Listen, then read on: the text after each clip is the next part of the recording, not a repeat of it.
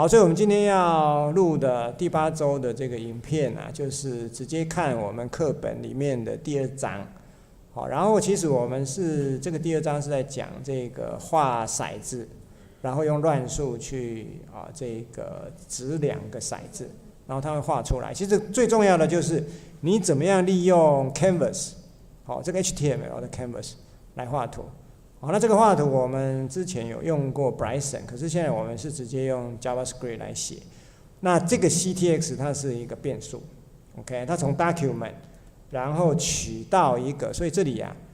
你必须要知道它是 get element by ID， 这个 I 这个 I 很容易跟你的这个 L 大写会混所以你只要有程式有错误，一定要用它的 debug。那一般来讲，我们在这个 browser 上面，比方说我现在是在这里，对不对？我只要在执行的时候有错误啊，我通常看不太出来。比方说你假如在 get element by ID 这个有可能打成这个大写的 L 跟这个大写的小写的 L 跟大写的 I 有可能会混。所以这里面我们可能就利用这个，然后 more tools， 这里有 developer tools。然后它的执行的错误也许就会显示在这里。好，所以你这个时候假如有错误，比方说我一进来，然后我要求 edit 这一页，然后我故意把它打错，好，我故意把它打错。我一进来，因为我这个要画图的，所以我就进入它的原始码，然后你看它这个就非常在这个字元下，这个很容易搞错，有没有？这个明明就是大写的 I， 好，我给它打小写的 L。我现在打小写的 L， 几乎长得一模一样，好，所以 OK， 我把它 save 起来。然后执行的时候就会有问题，因为它找不到那个这个内建的这个函式，所以它在执行的时候它就会出现这个错误。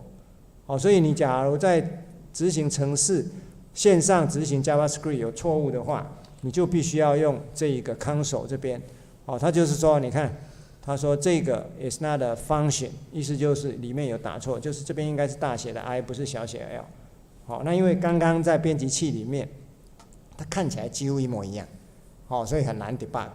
好，所以你在打的时候，跟你常用的这个那么编辑器里面的这个字元就有关系。好，所以这里面我们应该是大写的 I， 看起来一模一样好，所以 OK， 把它 save 起来，我们就可以。透过这个 view 来看到正常的程序，所以这样正常的话，它就不会有 bug 了。所以我们这个就画图，这个是清楚。好，所以在这一本书的第2章里面就提到这样的概念，就说好，我假如有一个 CTX 的变数，然后这个 CTX 的变数是透过 Canvas 这个 ID， 好，所以很重要一点就是我们有一个 div， 它的 ID 必须跟这个对应，因为它的图就会画在那里。好，所以这个 ID 本身就是我们待会假如要建 ID， 要求它画的这个 Canvas 的位置就要跟这个配合。然后它这个前面取到一个变数之后，它又有一个方法。那这个方法是我们是画2D 的，所以是得到它的绘图2D 的这个内容。然后我们把这个当做 CTX。我们经常把前面这个变数把它用一个JavaScript 的 Canvas 来代替，所以你只要进来看我们这边的程式码，它就是这样写的。它一进来就是干脆直接把这个当做 Canvas 的变数。那因为我们是写在所有函数外面，所以它会是全域变数。同样的，你这个 CTX 就是把 Canvas 抓下来，然后去 get 这个2D 的 context， 就这样。所以我有这2个就可以开始画图。好，那画的部分我们基本上把它命名为小写的 draw， 然后就开始建立这个 path， 这里 cross 这个 path， 那这个 path 里面其实就是画一个360度2拍360度的圆，好，然后它位在200，它的半径是50，就这样。好，然后画完之后，我们假如没有这个 stroke， 它不会画，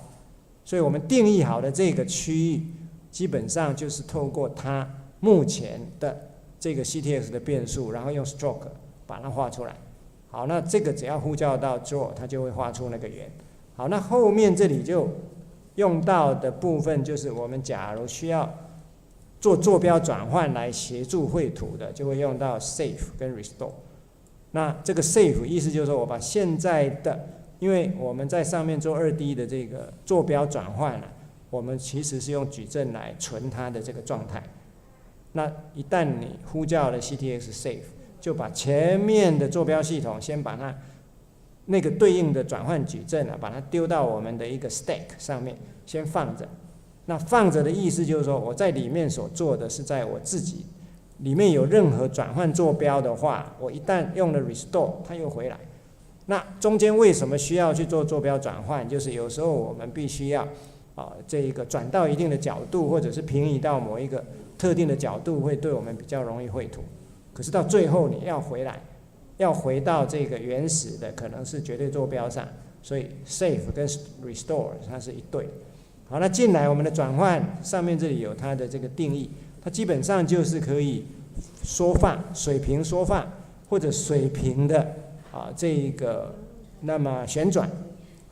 或者是这个对应的 vertical 这里面意思就是说我们今天有几个方向的这个缩放，有几个方向的移动跟旋转，然后对应到的这个变数，我们把它的这个那么整体，那这个整体的画布大小我们并没有写死，我们是从 Canvas 这边取到。前面我们已经知道我们有 Canvas 是对应到那个 ID， 对不对？好，那不管你设定多少，假如我们跑到上面来看，我们有一个 Canvas， 有 Canvas 在这里，那这个 ID 就必须为 Canvas，OK， 那是跟这个对应的，跟这个对应，名称要一样。所以你这里假如叫 CAN， 这边就叫 CAN， 它是一个字串来代号。那至于它的大小、它的宽跟它的高，就是透过底下的这个 Canvas 的变数来取到，所以要刷掉这个 clear 的这种矩阵大小是由这个 Canvas 的 width 宽跟它的高来决定。OK， 好，那这边这样一刷掉之后，就是我们在这边看到执行的。假如你绘图，然后你清楚，所以你也可以在这边画对应的这个相关的图。所以你假如我们之前假如用 Bryson 画过直线，其实你就可以把这一个 Bryson 的 Python 程式想办法转成这个 JavaScript， 然后你在你的分组上你写一下，就是说我们这边是键开线的正齿轮。好，那因为它这边还有一些东西没有细节没有画，因为我们从结缘到齿根源中间，其实它这里有一个倒角，我们这个倒角并没有画。好，那它也不是利用平滑曲线画。假如你要进一步研究它的平滑曲线，就必须要看这一篇论文。OK， 那这篇论文它就是一个日本人发表的，就是他利用这个 BGA 的这个曲线，利用 BGA 的曲线来渐进。因为一般我们以前在高工我们是用圆，对不对？用圆弧来渐进，可是这样子跟实际上的这个键开线差别太大。好，那这里它是用这个 BGA 的这个平滑曲线来做。好，那一旦这样做，它后面有把它的这个误差把它这个列出来，它这个误差是非常的小。好，它后面的这个误差非常小。好，所以我们基本上假如了解它的这个绘图的方法，它这个是把它写在一个 JavaScript 的程式库里面。好，所以你假如看它这一篇的这一个 Kangol 的部分，它的这个齿轮是画在这里，这个。好，所以你假如进一步进来看，其实你可以学蛮多这个 JavaScript 的这个程式，然后它很简单，就是说在画的时候它可以选择利用这个平滑的这个曲线来表示。那当然相对也是比较复杂，可是它写好之后，它不仅可以有滑鼠的互动，然后它后面还有动画的这个，所以其实一旦你了解如何用简单的 JavaScript 之后，进一步再进入它的这个 Kangol 的 library， 其实你就已经可以把我们机械2D 的所有零组件，有些可能是做动，比方说你这里假如想要画一个这个这个我们的间歇机构，或者是日内瓦机构，或者是其他的机构，其实都已经可以做到。但是必须要先把我们第2章前面的这个图，到底这个打点，因为它这个是用小直线画。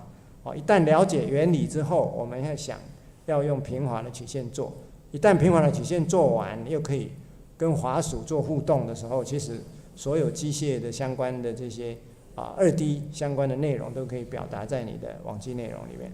好，所以待会我们就希望说你把这一本书先看一下，然后它这边也是一样进来，可是它基本上它还是画骰子的，然后在我们来讲，我们是取它的这个绘图，然后进来就要画我们机械相关的零组件。那它除了可以 stroke 以外，它还可以填色。那它的这个填色基本上，我们一旦了解的话，你就可以把我们所需要的机械元件画出来。然后这边又加上它表单之间的互动，所以假如你的这个齿数